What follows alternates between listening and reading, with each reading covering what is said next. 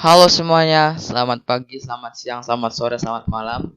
Untuk ibu dosen dan teman-teman jika menyaksikan, saya harap kita semua selalu dalam kondisi kesehatan yang baik dan dapat melaksanakan aktivitas kita sehari-hari dengan lancar.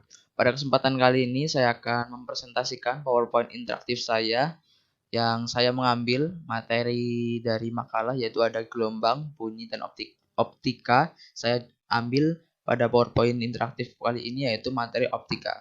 Tugas ini merupakan tugas dari mata kuliah konsep dasar IPA dengan dosen pengampu Ibu Dr. Sri Sulistiowardini MPT. Sebelum memulai pembahasannya, izinkan saya memperkenalkan diri terlebih dahulu. Nama saya Bijaksana Wijaya dengan NIM saya 14014211997. Saya dari program studi PGST, Fakultas Ilmu Pendidikan. Tanpa berlama-lama lagi, langsung saja kita mulai dan masuk ke pembahasan materinya. Yang pertama-tama akan saya bahas yaitu tentang optika. Optika sendiri merupakan suatu ilmu yang mempelajari tentang cahaya atau lebih luasnya yaitu tentang spektrum elektromagnetik. Optika sebagai salah satu cabang dalam ilmu fisika, ia memanfaatkan gelombang elektromagnetik. Saat ini pengaplikasian optika sangat berkembang dengan pesat seperti yang kita ketahui dalam kehidupan kita pasti kita sering kali melihat pengaplikasian terhadap bidang-bidang yang menggunakan optika. Hampir pada semua bidang seperti yang saya tadi bilang, khususnya pada bidang sains, penggunaan ilmu optik sangat berkembang dengan pesatnya dan diramalkan pada kedepannya akan mengungguli penggunaan material di bidang informasi dan komunikasi.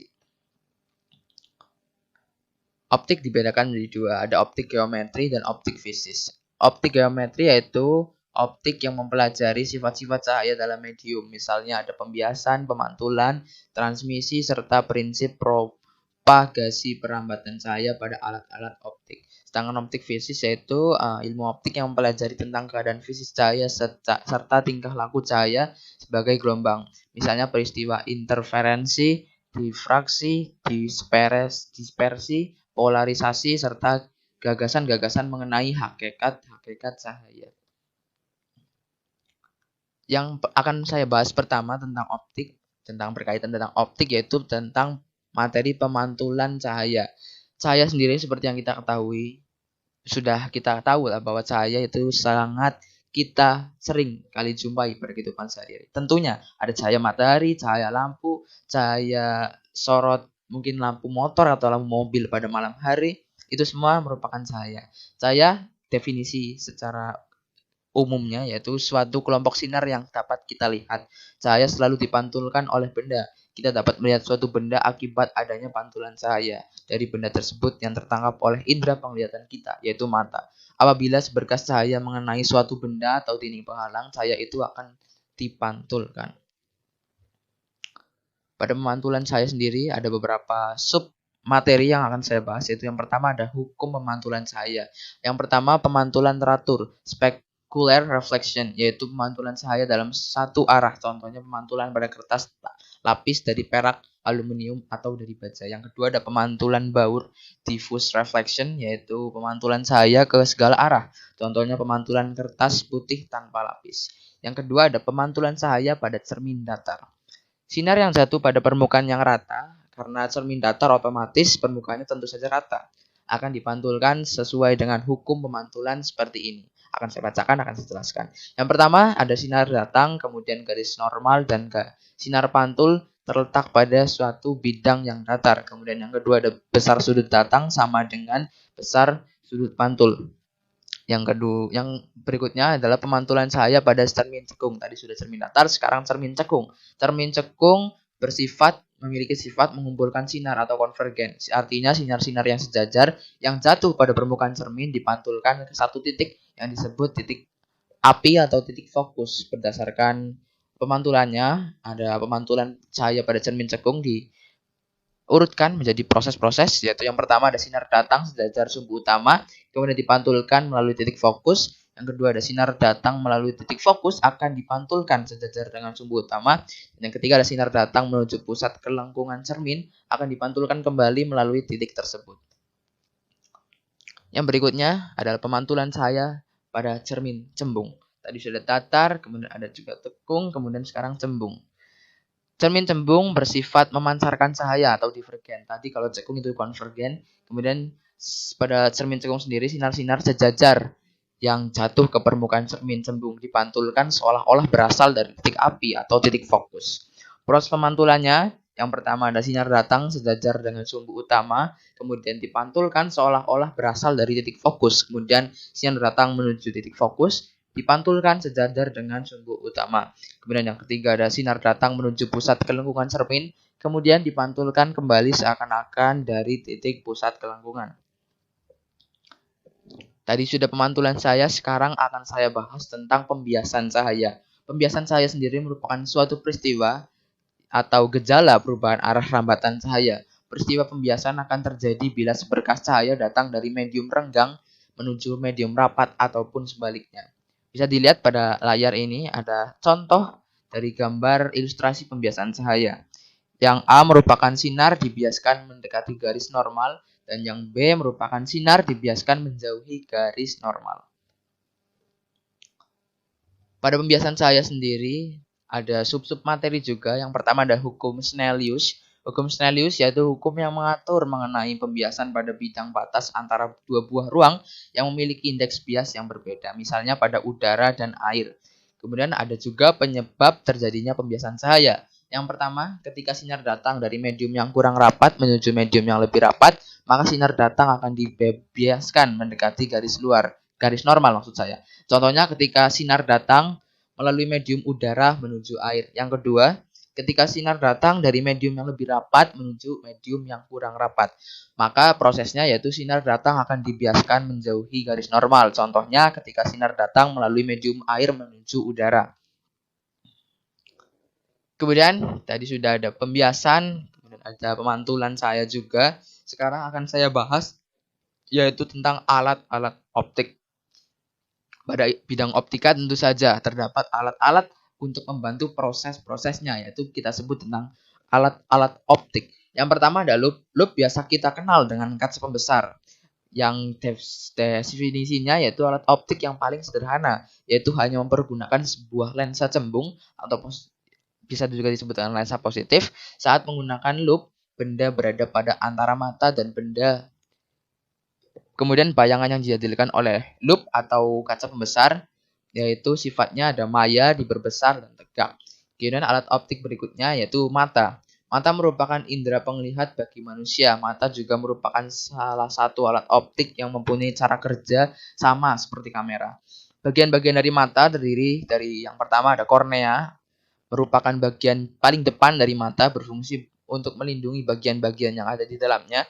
Kemudian ada aqueous humor dan vitreous humor. Dua tersebut merupakan salah satu alat dari mata yang berfungsi untuk memberi bentuk dan kekokohan pada mata. Ya, kemudian yang ketiga ada otot bersila yang berfungsi mengatur panjang lensa. Kemudian ada juga yang keempat lensa mata yang berfungsi untuk memfokuskan cahaya atau bayangan benda agar tepat jatuh di retina.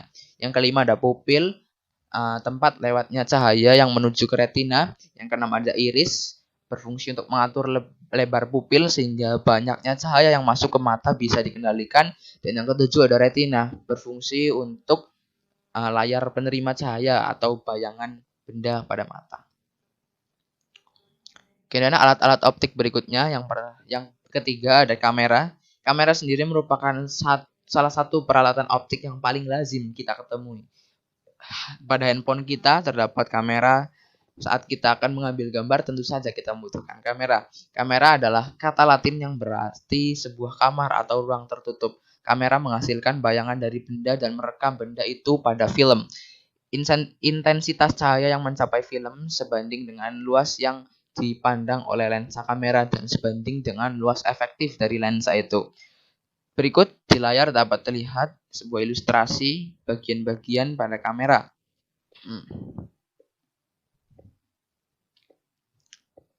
Nah, alat optik berikutnya yaitu ada mikroskop. Mikroskop sering kita temui pada lab-lab laboratorium gitu yang untuk melakukan penelitian-penelitian. Mikroskop adalah salah satu alat optik yang digunakan untuk melihat benda-benda yang ukurannya sangat kecil. Mikroskop terdiri dari dua jenis lensa, yaitu yang pertama ada lensa objektif, lensa yang posisinya dekat dengan benda, dan kemudian ada juga lensa okuler, lensa yang posisinya dekat dengan mata atau pengamat. sifat bayangan yang terdapat pada mikroskop, yaitu maya diperbesar dan terbalik. Kemudian alat optik berikutnya yaitu ada teropong. Teropong mungkin sering kita lihat dan sering ketika kita menyebutkan teropong pasti terpikir tentang astronomi, karena teropong biasa kita gunakan untuk melihat benda-benda yang jauh seperti mungkin galaksi, bintang-bintang seperti itu, ataupun teropong saat kita berburu ketika melihat hewan-hewan pada kejauhan gitu. Teropong adalah salah satu alat optik yang digunakan untuk melihat benda-benda yang jauh agar terlihat lebih dekat dan jelas. Tadi kalau mikroskop berfungsi untuk melihat benda yang kecil, sedangkan teropong berfungsi untuk melihat benda yang jauh agar lebih dekat dan jelas. Teropong sendiri dibedakan menjadi dua. Yang pertama ada teropong bintang. Teropong bintang menggunakan dua lensa positif, yaitu lensa objektif dan lensa okuler. Teropong bintang berfungsi untuk sistemnya benda terletak jauh tak terhingga sehingga bayangan jatuh pada fokus objektif. Kemudian fokus benda objektif berimpit dengan fokus okuler. Fokus okuler lebih kecil daripada fokus objektif. Teropong yang kedua yaitu ada teropong bumi. Sebenarnya teropong bumi dengan teropong bintang prinsipnya tidak jauh berbeda, masih 11-12. Perbedaannya terletak pada bayangan akhir, yaitu tegak.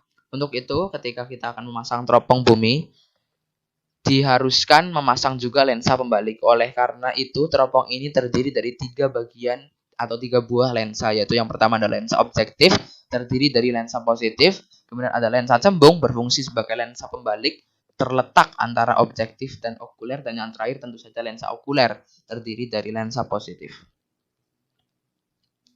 Ini merupakan daftar pustaka yang saya gunakan untuk mencari sumber-sumber data, sumber-sumber ilmiah tentu saja seperti e-book ataupun jurnal yang saya gunakan untuk menyusun makalah dan PowerPoint interaktif pada tugas mata kuliah konsep dasar IPA kali ini. Saya kira itu saja dari saya. Saya mohon maaf jika dalam penyusunan makalah ataupun penyusunan PowerPoint interaktif pada tugas kali ini saya masih banyak kesalahan. Saya mohon maaf jika dalam penyampaian materi saya pada kesempatan kali ini masih banyak tutur kata yang kurang berkenan. Saya harap saya dapat meningkatkan kemampuan saya dalam menyusun makalah ataupun dalam mempresentasikan PowerPoint interaktif pada tugas-tugas lain pada kesempatan yang lainnya. Terima kasih. Sampai jumpa di pertemuan berikutnya.